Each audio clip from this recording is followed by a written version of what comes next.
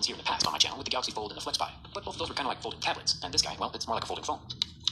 This might also be the first phone where you want to keep the box. It's got a built-in rubber stand that'll redirect the phone speakers out the base towards the front. Kind of interesting. Let's see what else is in the box before we say hello to Moto. In this fancy magnetic case, we get some instructions, along with the headphone dongle, 18-watt charger, braided headphones, and a braided USB-C cable. Seems like a pretty nice package. I've heard many people ask if this new Motorola Razr can still handle those angry closes. You know, like after a phone call, and the phone gets aggressively shut. Today we'll be answering that question once and for all. Now I think it's time to review our new friend. Hi there. Let's get started.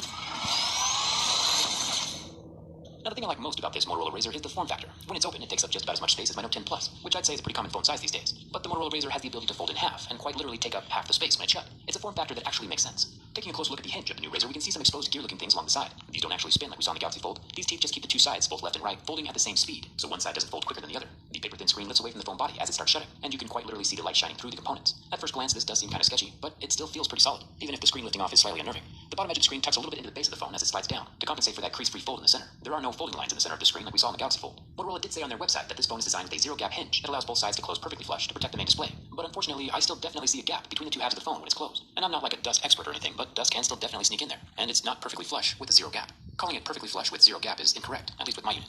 We'll test out the dust thing more in just a second. The front smaller screen is not a fully functional display like we saw in the Galaxy Fold. This is more just for notifications and stuff, and can't control the entire phone. I'm getting distracted though. It's time for that scratch test. Now, the whole trick with these folding phones is that the screen is actually made from a thin piece of plastic. Plastic has multiple pitfalls. For one, you can't apply a screen protector, or the display might break.